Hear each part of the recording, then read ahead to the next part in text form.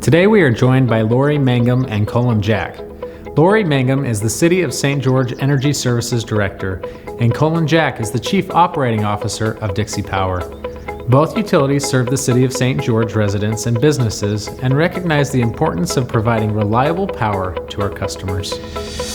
Well, as you know, we are a municipal-owned utility. We're governed by a mayor, the city council. We are part of the City of St. George community. And we are a member-owned cooperative electric utility governed by an elected board of directors and are also a part of the St. George community. Both utilities, Dixie and St. George, plan for the peak demand for electricity during the summer season. We understand our customers expect reliable service, and a lot is done behind the scenes to prepare for the summer season when both utilities sees their highest demand for power. Load forecasts are modeled, resources contracted for, and the systems are built to deliver electricity to customers year-round. And you know, Colin, we're planning for higher than expected temperatures. And you know what that does to us? Puts more strain on our system. Yeah, and in addition to building our own systems to serve the demand for electricity, we also coordinate with the transmission providers outside of Washington County to help ensure that they also have capacity available to serve our demand for electricity in the summer.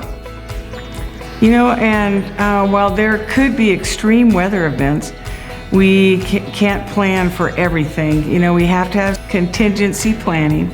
In recent years, you know that several things have happened related to weather and fire. One of them was last August. The temperatures in LA and California were extreme. It was really hot. They had a lot of generation that was out for maintenance.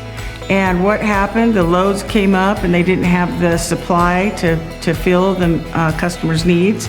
And then they had fires on top of it that took down transmission. And that all led to blackouts in California. Yeah.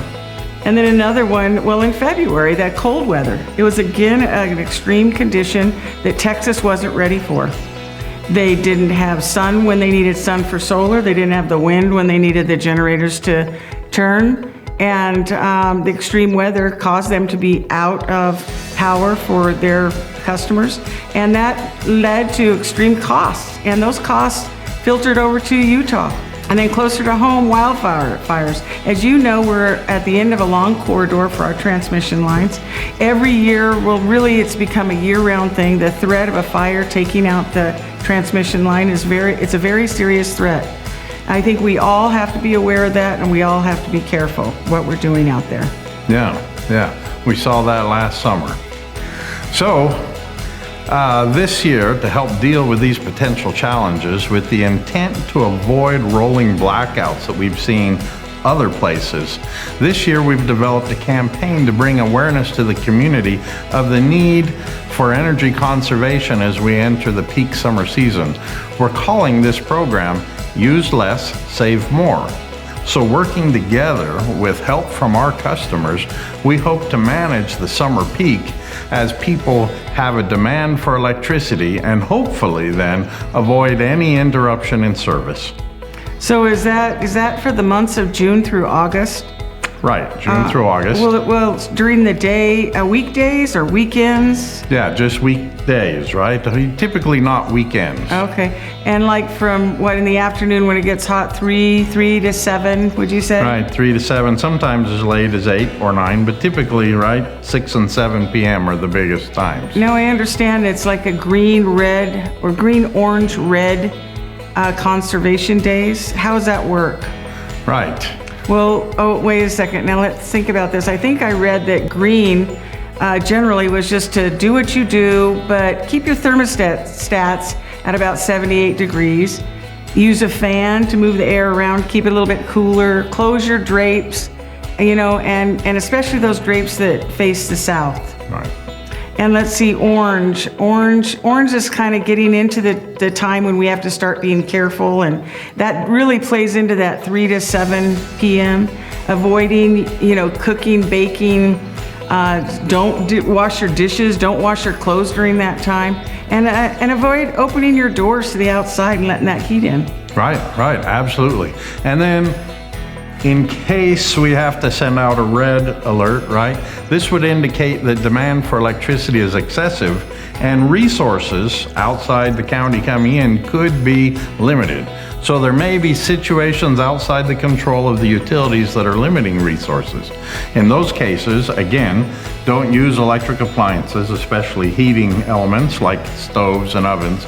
Set your thermostat maybe to 80 degrees or higher. Make sure your pool pumps aren't running. And if you have an EV, an electric vehicle, make sure that it's not recharging right then. If you do experience a power outage, don't open the refrigerator. Most fridges will keep food cool for up to 4 hours if the door's not opened. Don't open the freezer and don't open the doors to the outside. So when is a better time to, like if I do have an electric vehicle, what should I be doing then? What time is a good time to use these things? Right, I'd say after 9, right? After do 9 it a at little night. later or first Okay. thing in the morning, right? In the morning before noon. And so another way I understand that we can watch Facebook posts for energy efficiency tips. And also that'll let us know what the status of the city is at any day, even in that extreme weather. Absolutely, right? The city has a Facebook page, Dixie Power has a Facebook page.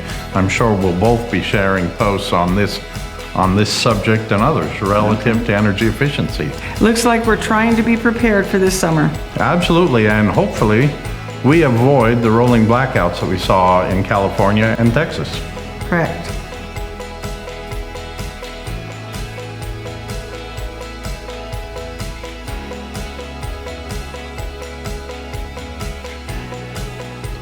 Use less, save more.